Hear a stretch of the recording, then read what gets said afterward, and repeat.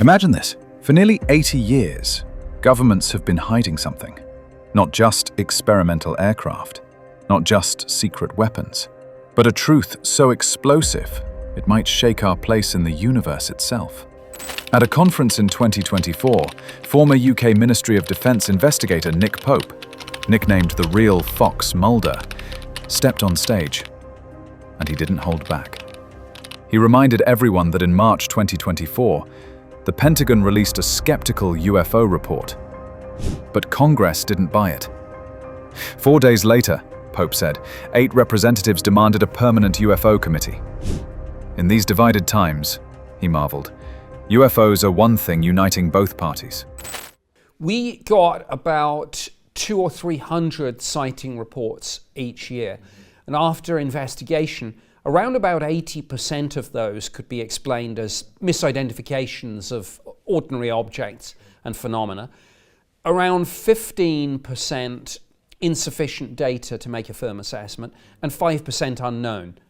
Now, with those 5%, of course, we didn't say, well, that's extraterrestrial, but neither did we rule that out. When I started that particular posting, I was pretty skeptical about the phenomenon. I knew very little about it, and I had no strong beliefs either way, really. But as time went by, as I read back through the archive of files going back decades, and as I investigated the newly reported sightings, I began to realize that there was something rather more than just misidentifications and hoaxes here, that we had a sort of hard core of these sightings consistently over the years, that structured craft displaying speeds, maneuvers and acceleration that seemed beyond the cutting edge of our own aerospace tech.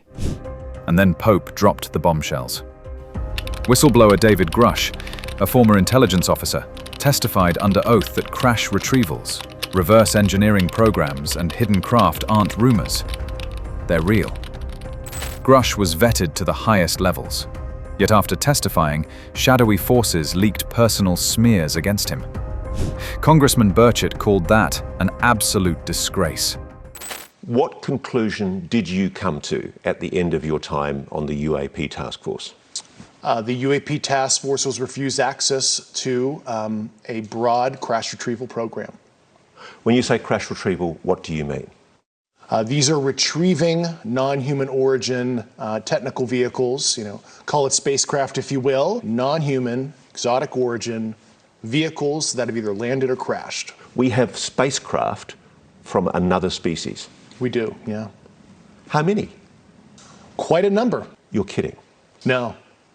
I thought it was totally nuts, and I thought at first I was being deceived. It was a ruse. People started confiding in me. They approached me. I have plenty of current and former senior intelligence officers that came to me, many of which I knew almost my whole career, that confided in me they were a part of a program. They named the program. I've never heard of it. And they told me, based on their oral testimony, and they provided me documents and other proof, that there was in fact a program that the UAP task force was not read into. You are alleging that the US government has been concealing the existence on this planet of alien life.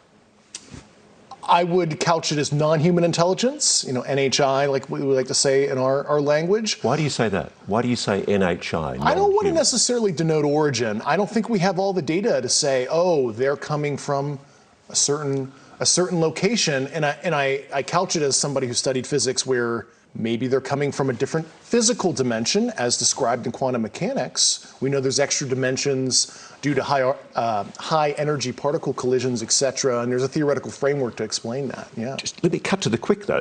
You're saying there is an intelligent species engaging with this planet? Yes, that's potentially extraterrestrial, yeah.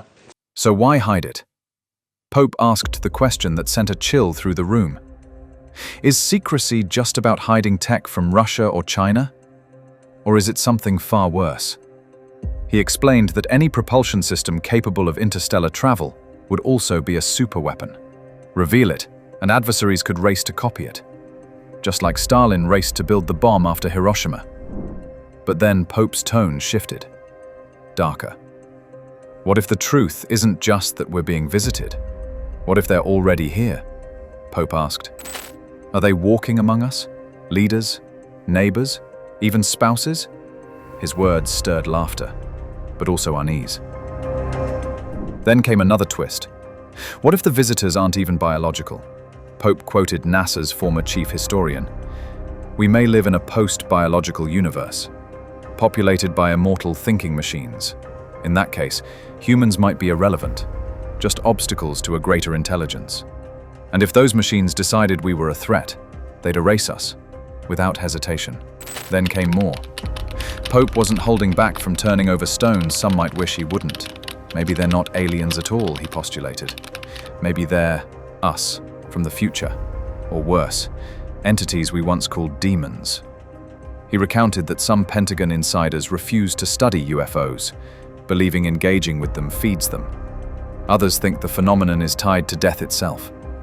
What if the visitors, Pope asked, aren't extraterrestrials, but us, after we're gone? And before you beg for disclosure, Pope offered a chilling comparison.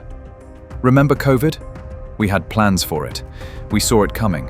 And still, the world panicked.